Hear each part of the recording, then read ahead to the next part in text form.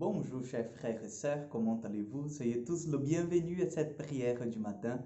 C'est avec beaucoup de joie que nous commençons cette semaine, cette journée, sous le regard de la Vierge Marie et l'intercession de Saint Joseph. Au nom du Père, du Fils et du Saint-Esprit. Amen. Je vous salue Marie, pleine de grâce. Le Seigneur est avec vous. Vous êtes bénie entre toutes les femmes, et Jésus, le fruit de vos entrailles, est béni. Sainte Marie, Mère de Dieu, priez pour nous pauvres pécheurs, maintenant et à l'heure de notre mort. Amen. Notre-Dame du Mont Carmel, priez pour nous. Nous allons prendre l'évangile de Saint Matthieu, chapitre 7, versets du 12 au 14. Matthieu 7, du 12 au 14. En ce temps-là, Jésus disait à ses disciples, « Ne donnez pas aux chiens ce qui est sacré, ne jetez pas vos perles aux pourceux, de peur qu'ils ne les piétinent, puis se retournent pour vous déchirer. Tout ce que vous voudriez que les autres fassent pour vous, faites-le pour eux, vous aussi. Voilà ce que disent la loi et les prophètes. Entrez par la porte droite, elle est grande la porte, il est large le chemin qui conduit à la perdition. Ils sont nombreux ceux qui s'y engagent, mais elle est étroite la porte, il est resserré le chemin qui conduit à la vie. Ils sont peu nombreux ceux qui le trouvent. Acclamons la parole de Dieu. Nous venons d'entendre dans l'évangile de Matthieu ce que nous appelons la règle d'or.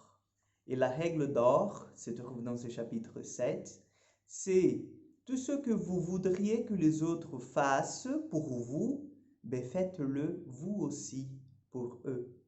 C'est Jésus qui nous dit cela. Donc la mesure de l'amour, c'est la mesure dans laquelle nous voulons être aimés.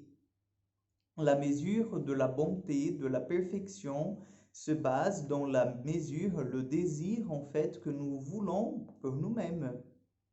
Donc, c'est à nous en fait de nous mettre en action. Parfois, nous restons dans une inactivité qui nous fait mal, qui nous empêche d'avancer, de grandir, puisque nous attendons toujours que les autres nous fassent du bien pour faire du bien de retour. C'est-à-dire, nous attendons toujours en fait que les gens nous fassent des cadeaux pour pouvoir donner un autre cadeau en retour. Étant vu que nous pouvons tout d'abord commencer ce cycle d'amour, de pardon, de miséricorde. Vous comprenez? Et le Seigneur, il nous exhorte encore à une chose très importante. C'est que le chemin qui mène à la perfection, c'est un chemin petit, étroit. Donc, qu'il nous coûte de marcher par ce chemin. Il ne faut pas penser, chers frères et sœurs, que le chemin du Seigneur, c'est un chemin, c'est la belle vie, comme dit l'expression. Non, il y aura des difficultés, il y aura de renoncements, il y aura en fait de mort. Pourquoi? Parce que nous avons besoin de mourir à tout ce qui n'est pas au Seigneur, qui ne vient pas de Dieu dans notre vie, pour naître de l'Esprit.